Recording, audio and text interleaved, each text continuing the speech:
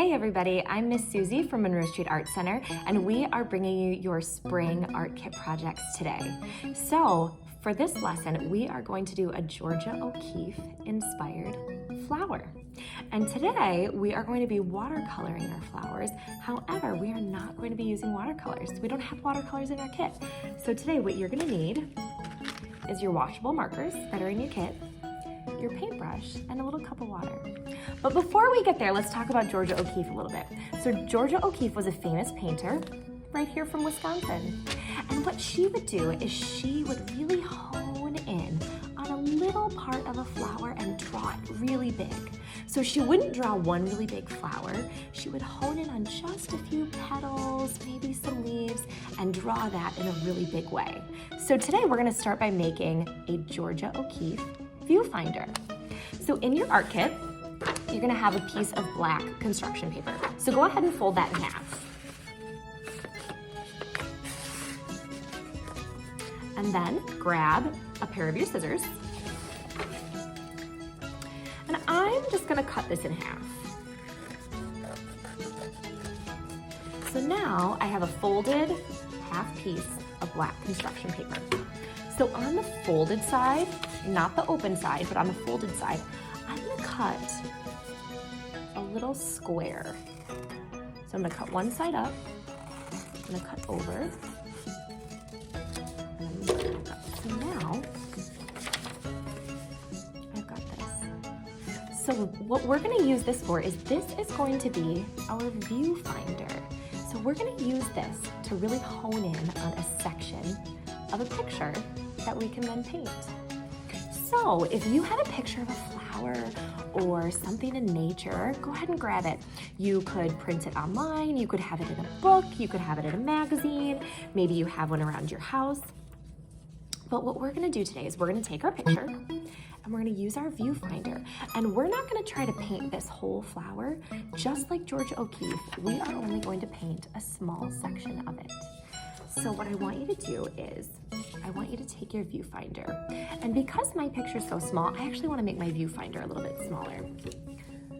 So what I'm going to do is I'm just gonna trim this down a little bit. You might need to make a viewfinder that's a little bigger. You might need one like me that's gonna be a little smaller. So I just took a smaller piece of my construction paper and I'm just gonna make a smaller viewfinder. So there, now I've got a little smaller square. So what I am going to do today is I am going to find a section of my picture that I want to try and make. Here's what I'm gonna do.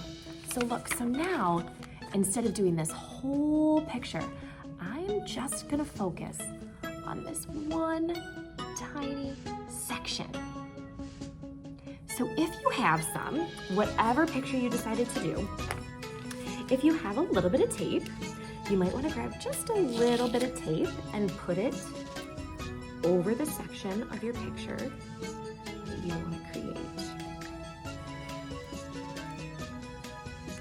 Just to tape it down, so that way you can see it just a little bit better. Isn't that cool? So now instead of making a whole flower, we are just going to try and paint what is inside that square, because that's how Georgia O'Keeffe would paint in her style. She would take small sections of things and really blow them up so you could see them really beautifully. So for this project, you're gonna need your watercolor paper. And I'm actually gonna cut mine in half because I wanna make 2 watercolor paintings with mine. You could leave yours whole and do it that way. So you're gonna need your watercolor paper. Remember, this is your thicker paper. You also have a piece of white cardstock in your project kit. That's gonna be a little brighter white and it's not gonna be as thick. You definitely want your watercolor paper for this project. If you have one at home, grab a pencil. Like I said, to cut your viewfinder, you're gonna need scissors and that black piece of construction paper. Like I said, I'm also gonna cut my watercolor paper in half. Grab your paintbrush from your kit, your washable markers, and probably your ultra fine permanent marker as well. And to create our watercolors, we're also gonna use a little cup of water. So grab that and maybe some paper towels or a regular towel that your grown-ups say that you can use, and let's get started. All right, everybody, so I've got my watercolor paper, and like I said, I ended up cutting mine in half because I want to make 2 paintings. You could leave yours whole, you could cut yours in half. I've got my washable markers. I've got a pencil, so I can outline my drawing first. I've got my paintbrush, a little cup of water, and my ultrafine permanent marker. So remember, like we said, Georgia O'Keeffe would not paint a whole flower. She would really hone in on a specific section of a flower. So I am just gonna focus on trying to create what's in that little square. I could decide if I wanna do it this way, I could do it that way, I could turn it. I kinda like it this way. So also too, if you think it helps, you can take a pair of scissors and you can just kind of like trim the rest of your picture down. If it's something that you printed or if it's out of the magazine, just make sure it's okay to trim it first. So there, that's gonna help me just focus on that a little bit. Okay, so while I'm looking at that, what do I notice about it? I notice there's a little bit of the center of the flower there, and then we just have some really big petals. So first I'm gonna take my pencil and I'm gonna create some of kind of these center of the flower right here. And again, we're gonna make it really big. It's really small in the picture. We are gonna make them a lot larger. So now I'm gonna make a really big petal. Move my cup of water. I'm gonna make a really big petal. And then I've got another big petal over here. Shoots off there. And then it looks like behind these 2 petals, I've got some more really big petals. I've got another one that comes off of here. Okay, so now that we have that, I kind of have the outline of what this really big part of my flower looks like. Now I'm gonna kind of go back, I'm gonna clean up a little bit of these lines with the eraser on my pencil. Now I'm gonna take a look at the colors that I see. I see pink, I see yellow, I see green. So now what I'm gonna do is I'm gonna take my markers and I'm gonna kind of go over these lines with the colors that I see, okay? So now, to create this watercolor effect using our markers, we want to get it nice and juicy, okay? So I'm gonna be putting nice, thick marker lines for my petals, okay? Nice and thick. Okay. I'm gonna make these big lines for my petals. But now I don't just see pink, I see lots of other colors too. So now along with that, remember, always stick the caps back on your marker. So now I see some yellow. So now I'm going to connect this just a little bit more. So now what I'm going to do is I'm going to make some yellow coming up kind of from the center of the petals.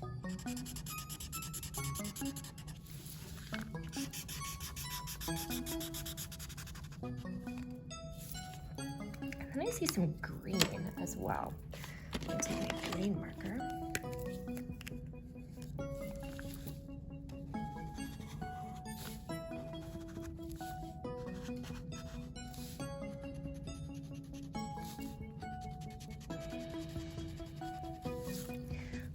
The center of my flower is a little bit purple, and I don't have a purple marker in this pack, so what I'm going to do is I'm going to take a little bit of blue and a little bit of red and see if I can end up blending those together. And we'll see how it turns out. Like I said, we want to keep these markers nice and juicy. Okay, I actually think I'm going to bring this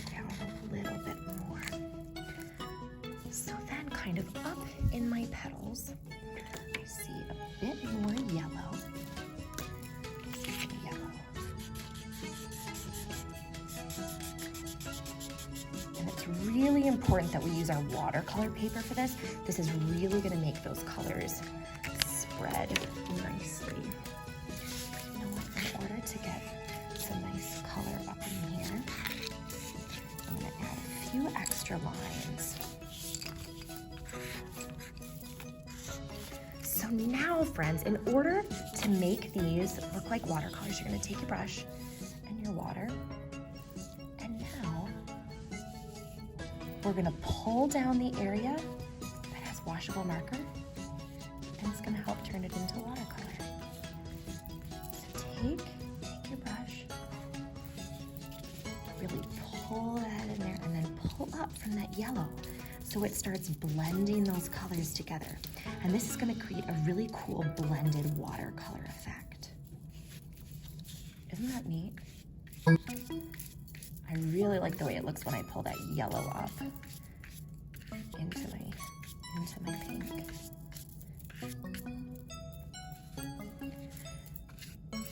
And to get nice, strong colors, like I said, it's really important to put a nice, thick layer of your marker on there. Look how cool that looks. It makes it look really soft, really wistful, just like Georgia O'Keeffe's paintings.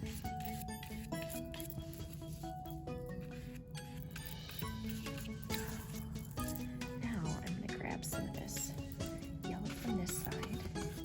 And then if there are colors that you don't want to blend together, you just gotta be a little bit more careful. So now I'm gonna pull a little bit of this green up into the yellow, but I don't wanna bring it so far that it goes too far into my pink. Okay, and now because I really wanna see if I can keep this blue and this red in the center, I'm gonna pull it in this direction. That did create a very cool purple. That is the awesome part about color mixing. Just take a little bit of your blue, a little bit of your red. That's gonna create that really cool purple look. All right, friends, so just like Georgia O'Keeffe, we took a little section of a flower and we enlarged it to create this really cool look. Look how awesome that looks. So friends, it's really important that you're gonna wait for this to dry before you hang it up or display it somewhere. Oh, I actually missed a little piece of my pencil mark, didn't I? If you do that, that's okay. Just kind of go back. It's gonna be a little tricky to add it after you've added your water, but that's okay. There we go. And I'll just go back and soften it up a little bit. And like you can see, sometimes if you get a little too much water, it can pull just a little piece of your paper up. And then you can just brush it off.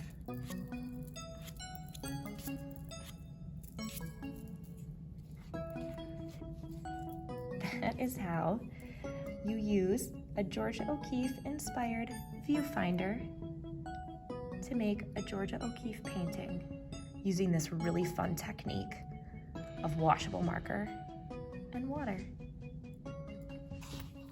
All right, friends, so now, like I said, I cut my piece in half because I wanted to make another picture.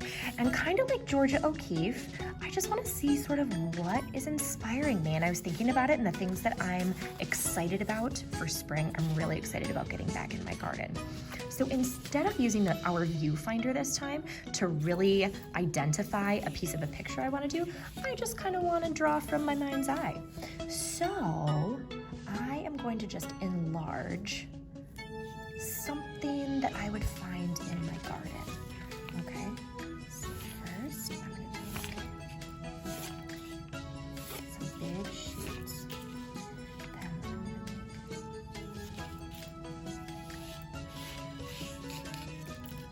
can you tell what I'm making? I'm making a big carrot. So now this time, I just wanna see if I can make one really big carrot in the style of Georgia O'Keeffe. So this time, grab my orange. I'm gonna grab some green, maybe a little bit of black and brown, and see what I can come up with. So I'm gonna take my orange, and really thick line. The more marker you have to grab from, the more vibrant the colors are gonna be when you use your water to go over it. Do a nice line. And also, you wanna think about, you know, are carrots just orange? No, they've got little bits of lots of different colors in there. So maybe I wanna add some lines of orange, but maybe instead I also want to add a little bit of red. Sometimes carrots can have like a little kind of red tint to them. Sometimes they can have little bits of yellow in them. So I'm gonna grab that. This is gonna be a really fun way for you to practice mixing and blending colors as you watercolor. So now I'm gonna do some big shoots.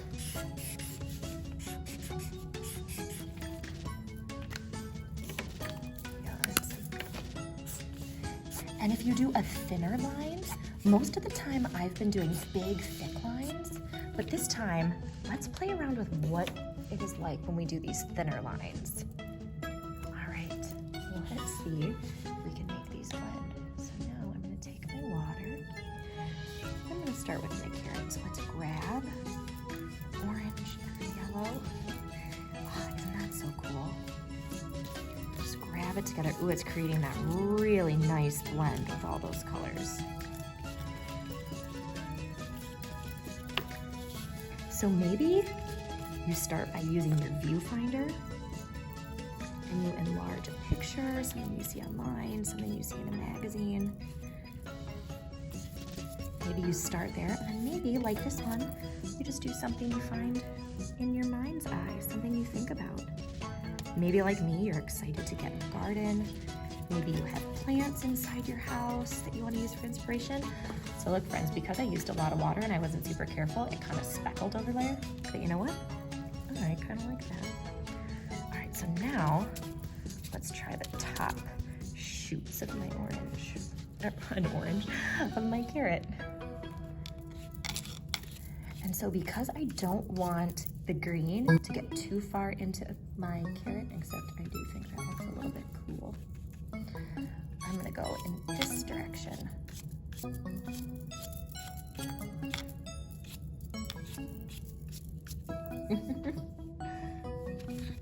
So then, like I said, this kind of creates like kind of a cool effect with just some of these speckles that I have. So maybe what I want to do is like pull this down a bit and then maybe continue to tap those out on the rest of my paper. That's kind of cool. You get a frame for this, hang it in your kitchen. Maybe you wanted to do a part of your pet. And look, I decided I wanted my carrot to be just a little bit bigger than my line. So after this dries, I'm gonna go in with my fine permanent marker and just give it a little bit of detail. So that is just a way to O'Keeferize a picture. You don't do the whole thing, you just take something and really concentrate on one section. So friends, like I said, if you wait for your picture to dry, then you could take your ultra fine permanent marker and you can go in, and maybe you just wanted to add a few details around the center of the flower. Maybe you want to create just a little bit more around those lines in your flower. Maybe you wanted to outline the petals a little bit more. But then remember, artists, find somewhere and sign your name. I always do my initials. You might want to do your first name. You might want to do your first and your last name. But this is a really cool way to do a Georgia O'Keeffe inspired spring painting. This chunky carrot is so cute. I need to wait for it to dry just a little bit more before I go in and I add some Sharpie, some ultrafine permanent marker to those lines. There you go, friends. I cannot wait to see what you decide to do for your Georgia O'Keeffe inspired paintings.